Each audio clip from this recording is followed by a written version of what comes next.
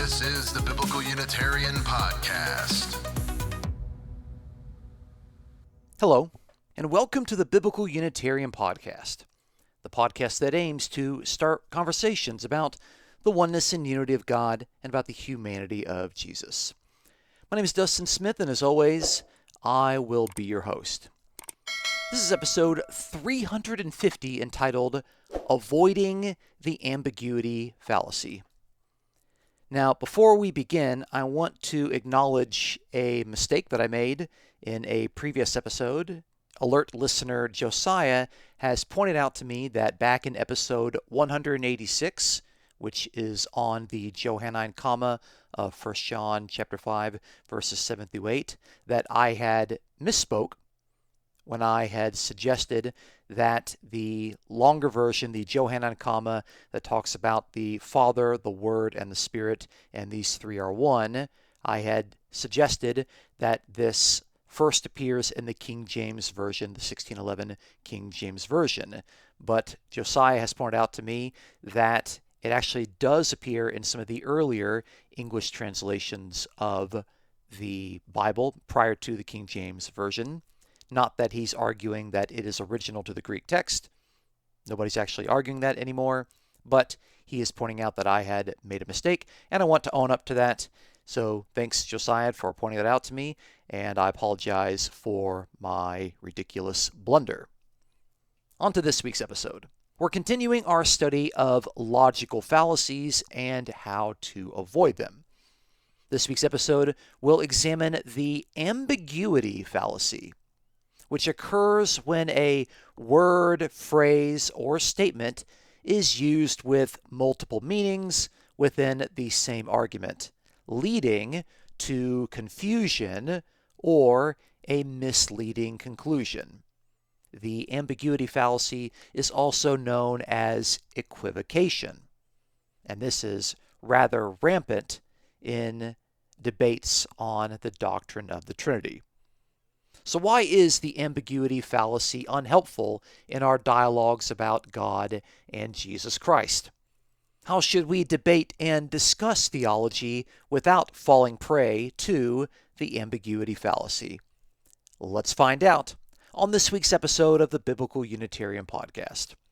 Our first point today is defining the ambiguity fallacy, because that's what we do. We define our terms before we move on through our argument. So, as I already alluded to, the ambiguity fallacy, which is also known as equivocation, occurs when an argument relies on the use of a term or phrase that has multiple meanings, where the argument shifts between these meanings without actually clarifying the change.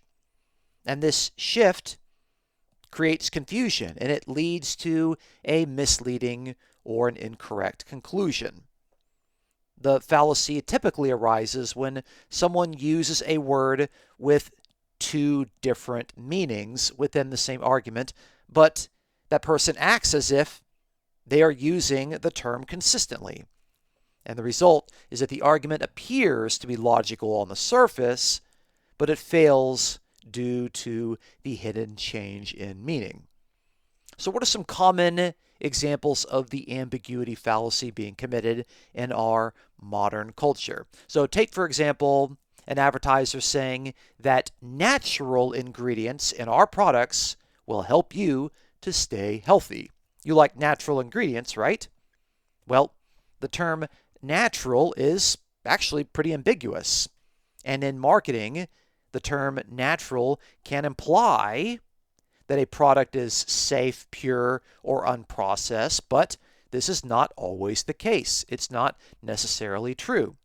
Many natural substances, like arsenic, are very harmful.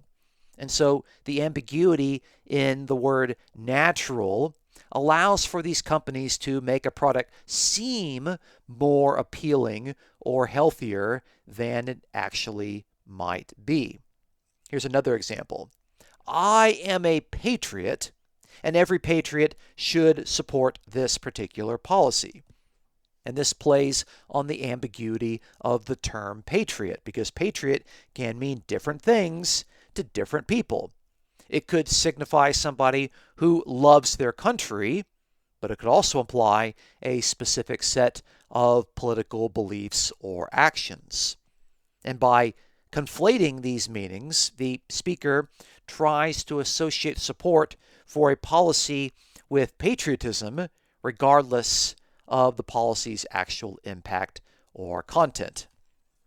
Here's a third example. You can boost your immune system with our supplements.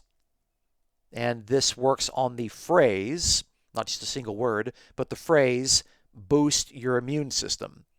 But that phrase, boost your immune system, is ambiguous because it doesn't actually clarify how the immune system will be boosted or what boosting even means in this context. And this can be misleading because not all forms of immune stimulation are beneficial. And the actual health impact is left deliberately vague. So, why is the ambiguity fallacy fallacious? Well, for one, it leads to logical inconsistency. When a term's meaning changes in the middle of the argument, it violates the rules of logical consistency. For an argument to be valid, its terms need to remain consistent throughout. If a meaning changes, the argument loses its coherence, making any conclusion drawn from it unfounded or irrelevant to the initial premise. The second reason why the ambiguity fallacy is fallacious is that it relies on deceptive reasoning. The ambiguity fallacy can be used to deceive by creating the illusion of a connection or support for an idea when none actually exist. By using words that have multiple meanings, a speaker can manipulate the audience's understanding and lead them to conclusions they might not agree with if the terms were used actually more clearly. And the third reason is that this leads to misleading conclusions. When an argument relies on ambiguous language, the conclusion often does not follow logically from the premise, even if it appears on the surface to actually do so. And this makes the argument unsound, as the true meaning behind the terms do not support the inferred outcome once clarified. The fallacy thus leads to conclusions that are misleading or just simply incorrect. So, let's move to our second point. Point number 2, common ambiguity fallacies in biblical and christological debates. And oh my goodness, this happens in nearly every single debate that I have been a part of and that I've witnessed on whether Jesus is God or on the doctrine of the Trinity. So, let's look at some of these examples. The first example, of course, is the ambiguity of the term God. So someone might make the argument that, well, the Bible says that Jesus is theos, Jesus is God, so that must mean that he is equal with the Father, whom Jesus calls the only true God. And this plays on the ambiguity of the noun God, because the word God does not only have one meaning in Scripture. You can look up the word theos in Greek lexicons. You can look up El or Elohim in the Hebrew lexicons, and you'll notice that those nouns have multiple meanings. This is not something that is hidden from people. It's fairly well known, and it's been documented for hundreds of years.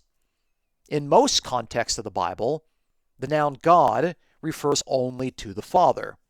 But in other contexts, it could be used as a title of authority or in reference to agency.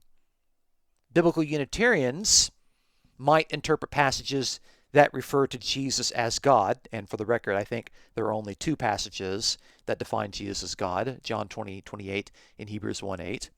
And biblical Unitarians will look at these passages and see that Jesus is called theos, and they will conclude that this is a title or a designation of authority that God has shared with Jesus as his highly qualified agent. It refers to the status that Jesus has, not to himself being the only true God.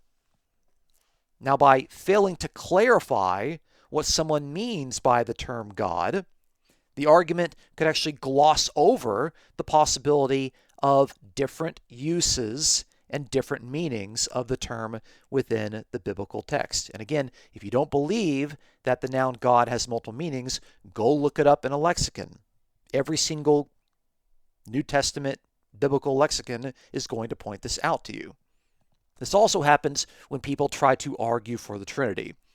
They'll take the noun God and they will assume that the noun God refers to the triune God, the one God consisting of three co-equal persons. But these apologists, what they'll do is, in order to try to prove this, they won't look at passages that say the Father is God, because everyone agrees on that. They'll look at the passages that say that Jesus is God. But if you're making the argument that God is triune, pointing to passages that say that Jesus is God doesn't actually prove your point, because Jesus is not the triune God. What has taken place here is equivocation. You have made the argument that God means the triune God, but then you pointed to a passage that says that Jesus is God. That doesn't actually prove your point. You've had to change the definition of God in the middle of your argument. And this happens in almost every single debate of people that are arguing in favor of the Trinity. They have to fall prey to the ambiguity fallacy, and we need to be aware of this tendency, and we need to call it out whenever we see it. We need to encourage those people that are trying to make those arguments to make more logically consistent arguments.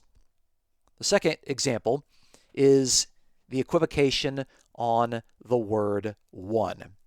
So the argument might go like this. The Shema in Deuteronomy chapter 6, verse 4 says that Yahweh our God is one, using the word echad. But then in John 10:30, Jesus said that I and the Father are one. So if Yahweh is one, and Jesus says that he and the Father are one, then Jesus, therefore, must be Yahweh. But this is an example of the ambiguity fallacy. The word one has different meanings, particularly in Greek, to where the adjective one is gendered. It could be masculine, referring to one male person. It could be feminine, referring to one female person, or it could be neuter, referring to one thing. And for the record, in John 10:30, the word for one is actually neuter. Not that Jesus and the Father are one person, but that Jesus and the Father are one thing. And when the Jews translated the Shema from Deuteronomy 6:4 into Greek, and they wanted to define that word echad from Hebrew into Greek and to understand how God is to be portrayed, they used the masculine term is. God is one person, which is not the same word for one that is used in John 10:30. It's difficult for English readers because the English word for one doesn't carry this nuance, but it does actually in Greek. The word one, therefore, can be used with a variety of meanings when we go back and we look at the Greek that is actually behind this very important adjective. It could refer to a unity of purpose, or it could just be that these people are in agreement. It could also just mean a numerically single person, whether male or female. If it is is, then it's masculine. If it's mia, then it's feminine. If it's in, then it's neuter. So biblical Unitarians typically interpret the one in John 10:30 to mean a unity of purpose, a unity of mission, and the fact that they are on the same page. The neuter does not mean that there is some sort of ontological sameness between the Father and the Son. And that particular argument has basically been dropped by all modern commentaries. The argument that John 10:30 points to some sort of shared essence between the Father and the Son has been completely dropped by scholars on all ends of the spectrum. So by conflating the meanings of the word one, an argument is going to rely on the ambiguous interpretation of this adjective without clarifying that the term can mean different sorts of things. Here's an example that might unfortunately upset some of my listeners. This is the equivocation on the term Son of God. So the argument would go something like, Jesus is called the Son of God, but the heavenly angels in Job chapter 1, verse 6 are also called sons of God. So Jesus must be a heavenly angel. But this is another example of the ambiguity fallacy. The term Son of God means different things in different contexts. It could refer to the nation of Israel. It could refer to the human Israelite king. It could also refer to heavenly angelic messengers. It could also refer to the new covenant people of God. All four of these definitions are not one and the same. Biblical Unitarians argue that Jesus being the Son of God refers to his unique position as God's anointed Messiah, not that he was an angelic Son of God from heaven. And by assuming that Son of God must mean that Jesus is an angel, then the argument leverages an ambiguous interpretation of the title without addressing its various possible meanings. Fourth example, the ambiguity of worship. The argument goes that Jesus is worshipped in the New Testament and God is worshipped, so Jesus must be God because only God is worthy of worship. But this again is equivocating on the term worship, because the English term for worship could mean different things and it could refer to different degrees of reverence and honor. In the New Testament Greek, we have the term latrevo, which is used exclusively for the Father, and we also have the term proskuneo, which is used for several human objects, Jesus included. Even human beings are the object of latrevo in the Old Testament and also in Revelation chapter 3, verse 9. So worship in the ancient world is something that you could give to a human king. It could be given to a human superior. It could be given to a husband by a wife. And also it could be given to the one true God. Biblical Unitarians argue that worship given to Jesus should be understood as the honor given to him as the Jewish Messiah, not as someone who bears an equal rank with Yahweh, who is God the Father. And by not distinguishing between these two different types of worship, latrevo worship that's due to the Father alone, and proskuneo worship that is much more loose and flexible, the argument is going to exploit the ambiguity of the term worship. And it's going to assume that all acts of worship, every single act of prostration, equates to some sort of acknowledgement that the recipient must be the one true God. And that is just fundamentally false. Here's our last example, equivocation on the title Lord. Here's the argument. Jesus is called Lord, and Yahweh is called Lord in the Old Testament. Therefore, Jesus must be God. But herein lies the ambiguity. The term Lord is used in various ways. It could refer to Yahweh God, and it could refer to a title of respect that's given to human authority figures. By referring to Jesus as Lord, Biblical Unitarians typically point to Psalm 110:1, where you have Yahweh saying to a different figure called my Lord. Yahweh is the personal name of the one true God, and my Lord is a title that's given to this exalted figure.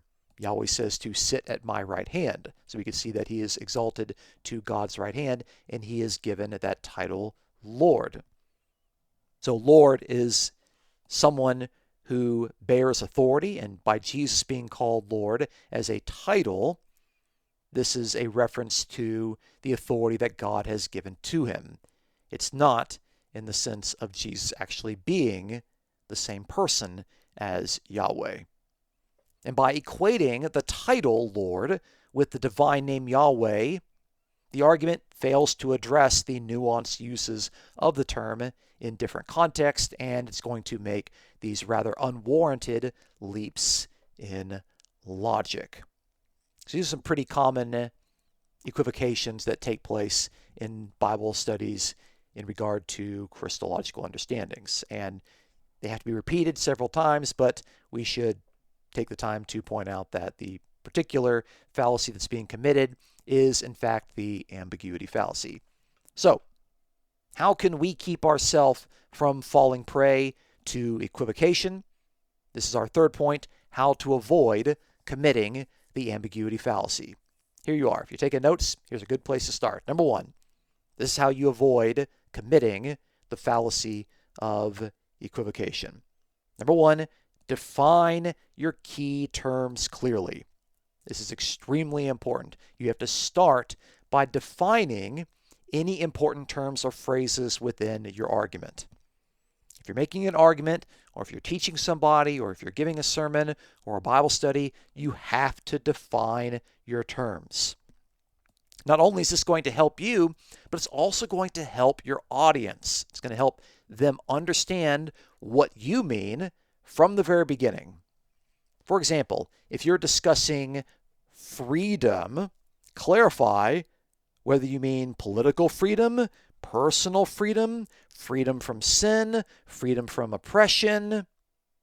What sort of freedom do you mean? By clearly specifying the definition of your term, it will prevent misunderstanding, and it's going to make your argument far more persuasive. Second tip, stay consistent with your terms throughout.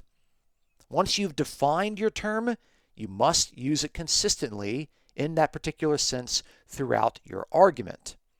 By shifting definitions in the middle of your argument, you're opening yourself up to criticism, and people are going to accuse you of equivocation. For example, if you're going to say that the word light means something that's not very heavy, avoid switching in the middle of your sentence to another meaning of light, as in the opposite of darkness, unless you're going to explicitly clarify the change that you are making. Number three, identify and clarify any language that might be considered ambiguous. Before making your claim, ask yourself if any of the terms in your argument have multiple meanings that a reasonable person might find confusing. If this is the case, specify which meaning that you intend. For example, if you're going to say that this person is a star, explain whether you mean that he's famous, or if he's just excellent in his field, or if you think that he is a glowing ball of gas up there in space. Clarifying what sense of star that you are using is going to avoid confusion. Number four, use examples and the context. Provide some concrete examples or situational context in order to clarify the terms that you're using and reduce ambiguity. Use examples to illustrate exactly how a term is being used, which helps to prevent misinterpretation. For example, instead of saying that the science has shown significant results, specify exactly what you mean by the science. Say that something is statistically significant. Say that something is practically meaningful. Provide specific data in order to illustrate what you're trying to convey. Number five, anticipate and address multiple meanings. Be aware of potential alternative interpretations and be proactive from the beginning of your argument in order to clarify why your interpretation is the best one to be used within your argument. So if someone is going to discuss the term love, mention that love can mean romantic love, familial love, friendship, or the hungering that you have for a piece of chocolate. Make sure that you specify and clarify the particular type of love that you are referring to. And finally, number six, ask for clarification when you are unsure. If you're having a discussion with somebody, or you're in the middle of a Bible study, and there's an ambiguous term that has come up, ask for clarification rather than just assume a particular meaning. Because it's likely that the person who is making the argument with the ambiguous phrase is doing it unintentionally. On the worst examples, they might be doing it in a way that is deceptive in an attempt to try to manipulate people into coming to conclusions that the evidence doesn't actually point to. So if someone is going to say that we need more inclusive political policies, ask them, what do you mean by inclusive? Do you mean accommodating to more diverse people, removing barriers for specific people, or do you mean something else entirely? Don't just assume that everyone understands what a particular term means. Terms like that cannot be blanket terms. They need to be clarified, and ask them to clarify that particular term, because maybe they haven't done so. Maybe they haven't clarified it in their own mind. And often when you're having discussions with people and you ask them to define their terms or to clarify their terms, it actually gets them to think more clearly about the topic that they are discussing. I have people ask me all the time, what do you believe about this particular doctrine? And I'll usually respond by saying, it depends on how you define the term. What do you mean by this? Tell me what you mean. Define the term in the way that you think makes sense with it, and then I'll tell you if I think it makes sense with the evidence as I currently see it. And if you follow these tips, you too can avoid falling prey to equivocation and the ambiguity fallacy. Thank you so much for listening to this week's episode. Join us next week as we examine another logical fallacy, particularly the middle ground fallacy. What is the middle ground fallacy, you might ask? Please look forward to our next episode. If you enjoy our podcast, please consider supporting us as we aim to promote the sound truths about the oneness and unity of God and about the humanity of Jesus. You could support us absolutely for free by subscribing on YouTube or iTunes, by giving us an honest review online, and by sharing your favorite episodes with your friends. If you feel led to offer a donation, you could do that in one of two ways. You could check out the PayPal account that is linked with this particular episode, and you can also subscribe with a monthly membership on the YouTube channel. The Biblical Unitarian Podcast is produced and edited by Dustin Williams. I am Dustin Smith, your host. Until next time, please take care.